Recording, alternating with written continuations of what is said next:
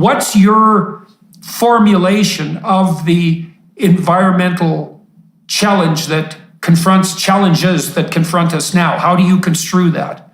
So I have more to say about the ESG story, but I gotta pause on what you just said. I just gotta pause on what you just said. It was really some really good stuff in there. Okay, so I just need to go. I'm going to go one step further than you and draw a linkage between the psychological critique and the technical critique because they're related, right? So the first thing you said was a humble and powerful point, which is even if there is some sort of existential apocalyptic issue, you should not want to entrust the people who are going to then wield tyrannical force to address it, not to mention the fact that the technical issue is itself a completely artificial one, right? It is grounded on false premises that deserve to be called out. And I can call those out. Bjorn Lomborg, Alex Epstein, others can call them out. We can go into all the details of that. But the point I want to make is that those two critiques that you just offered, spot on as they are deeply linked. And the reason is you were almost too charitable in that psychological account, in that actually the psychological account explains the fact that the entire climate agenda actually has nothing to do with the climate. It's not like this was a tyrannical response to a threat. It was the creation of an artificial threat to exercise tyrannical power itself. Okay, it's a religious cult. And so I've said this numerous times, I think the climate religion has about as much to do with the climate as the Spanish Inquisition had to do with Christ, which is to say nothing at all. It was really just about power and dominion and punishment all the way down. And I can basically prove that to you in a short amount of time, right? If the climate religion do it. Really, I mean, just I'm gonna, to avoid going on for hours, I'll just pick a couple of tidbits, but we could go on for hours, but the couple tidbits we can just start with are, so one is, if you really care about carbon emissions as the end all be all, okay, first of all, you'd be delineating which kind of carbon emissions matter. I don't subscribe to the tenets of this religion, but I understand this religion. I think it's worth understanding a religion even if you're not a practitioner. Even if you subscribe to this religion, there's a difference between methane leakage and carbon dioxide.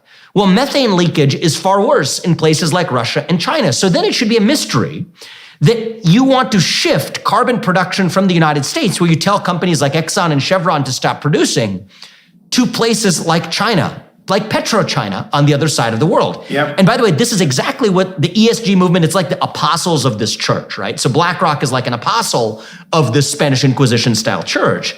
BlackRock forces companies like Exxon and Chevron to drop oil production to meet net zero standards by 2050. Yet literally some of the same companies buying up those same projects on the other side of the planet are PetroChina, who BlackRock is a large shareholder of, without telling PetroChina to adopt any of those same emissions caps. This is nuts if you think that you care about reducing carbon emissions. And it's not even, as I was alluding to methane emissions before, it's not even net neutral. Methane, even if you subscribe to this crazy religion, is 80 times worse for global warming than carbon dioxide. So it's not even net neutral, it's worse. So that's the first breadcrumb that there's something else going on here.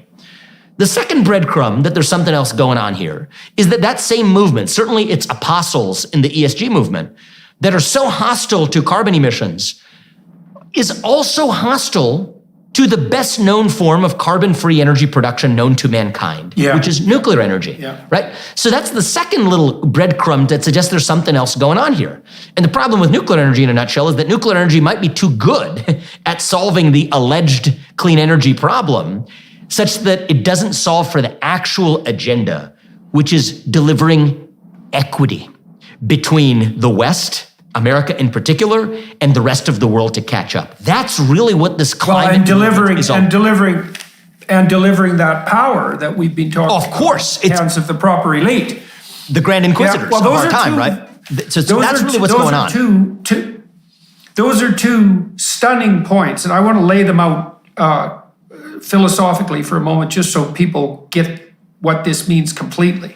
So let's say that we do buy the propositions of what Vivek has been calling the climate religion, and we'll get back to that term later.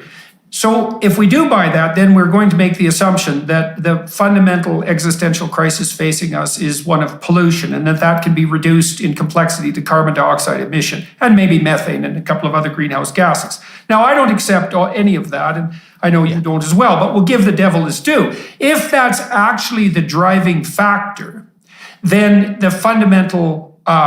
all fundamental actions and perceptions should be directed towards minimizing, let's say, carbon dioxide output. But the first point you make is, well, we're making it very difficult for Western countries to use coal and to explore for fossil fuels, but we're making it very easy for China to do so. And since we all share the same atmosphere, and China and other, terribly governed countries have way worse environmental regulations, they're not even in the same universe. All we're doing is substituting relatively clean fossil fuel for relatively filthy fossil fuel. And then, you added that additional decoration, which is, well, isn't it also convenient that companies like BlackRock happen to own huge shares in exactly the Chinese companies whose interests they're promoting? And so, that's kind of, so what that means is that by the measurement standards of the advocates of the climate religion themselves, their policies are not only a failure, they're actually positively counterproductive, just like they have been in Germany and the UK.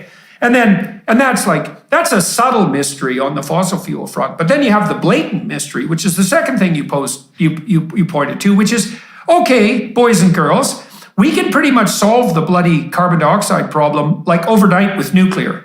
And yes, we have small nuclear plants now, and we have nuclear plants that are way safer than they were 50 years ago and that can be built at a modular level.